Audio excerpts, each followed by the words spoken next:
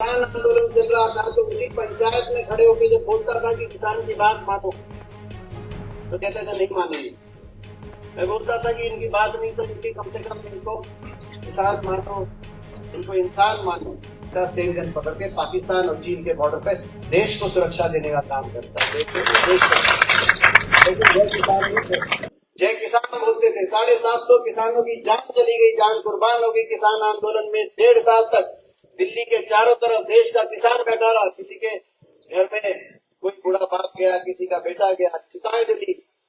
और जब ये हो रहा था तो देश की सरकार तिरस्कार कर रही थी, अपमान कर रही थी। और हमारे जैसे जब हम जाते थे देश की सबसे बड़ी पंचायत में, मेरा सौभाग्य है कि आप लोगों के आशीर्वाद से, आप लोगों के सहयोग से मैं पिछले 20 साल से देश की सबसे बड़ी पंचायत संसद का सदस्य हूँ। शायद मेरी आयु में इतना अवसर देश में किसी और को इतना सौभाग्य नहीं मिला हो। मैं आपका धन्यवाद करता हूँ, मैं अपने आप को सौभाग्यशाली मानता हूँ।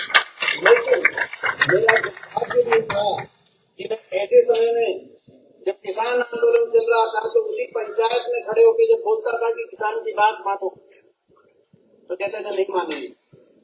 मैं बोलता था कि इनकी बात नहीं तो इनकी कम से कम इनको किसान मानो, इनको इंसान मानो। सहानुभूति के 2 शब्द कोई कह दे कि किसी के जो ये जो धर्मों से जो शब्द वापस जा रहे हैं हरियाणा पंजाब के घरों में हर रोज, तो फिर नहीं। सहानुभूति के 2 शब्द 1.5 साल तक सत्तारूढ़ दल के किसी मंत्री शासक के मुझसे हमने नहीं सुना।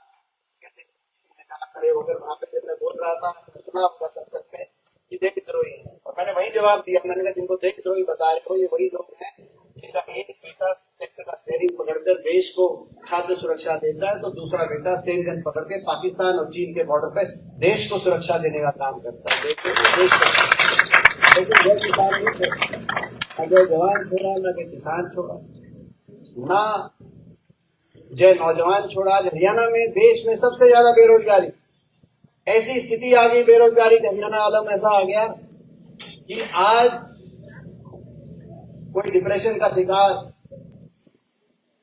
कोई नशे की तरफ। हरियाणा में ड्रग ओवरडोज से सबसे ज्यादा पंजाब से भी ज्यादा हिस्सा हरियाणा में।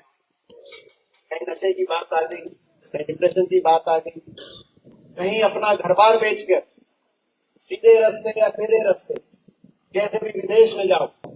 वो बेटियां हरियाणा की जो मेडल लेके आती और एयरपोर्ट पे सभी पहुंच जाते हैं, खेल मंत्री से लेकर प्रधानमंत्री तक उनके साथ फोटो खिंचवाने के लिए। जैसे अभी पहुंच गए थे अहमदाबाद वर्ल्ड कप फाइनल में, सभी पहुंच गए थे फोटो खिंचवाने के लिए। वर्ल्ड कप फाइनल तक जो टीम पहुंची किसी गेम में नहीं पहुंचे, लेकिन फाइनल में जीतते ही फोटो खिंचवाएंगे। वो तो जो है बड़ा दुर्भाग्य है, मैं आगे नहीं कहूंगा। लेकिन मैं समझता हूं कि उन बेटियों के साथ वो न्याय मांग रही थी। मैं तो हरियाणा से हूँ, आप तो हरियाणा से सारे। हरियाणा उन धरती जहाँ बेटी की बहन के इज्जत के लिए, न्याय के लिए कुरुक्षेत्र में महाभारत का युद्ध हुआ। ये वो देश है जिसमें अपनी दुश्मन की बेटी की इज्जत को भी अपनी स्वयं की इज्जत मान के देश चला है। लेकिन जब वो बेटियां न्याय मांग रही थी, हरिद्वार तक चली गई थी अपना मेडल हरिद्वार गंगा में बहाने के लिए, तो किसी भी मंत्री, प्रधानमंत्री, खेल मंत्री के मुंह से ये नहीं निकला कि आप अपना मेडल मत बहाएं, आपको न्याय मिलेगा देश के अंदर। और उनको दिल्ली की सड़कों पर घसीट कर उन्हीं बहन बेटियों को, ये स्थिति तो जय पहलवान में नहीं छोड़ा। और जय संविधान बोलते थे। भाजपा के पास सत्ता बल भी है, धन बल भी, असीम धन बल देश में इन्होंने एकत्रित कर लिया। सत्ता बल भी है, धन बल भी है, मीडिया बल भी है, तंत्र बल भी है।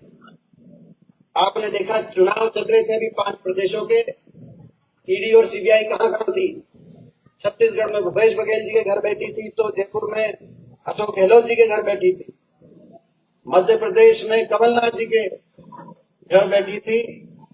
तो हरियाणा का चुनाव आएगा तो आपको पता है वो हमारे घर बैठी थी।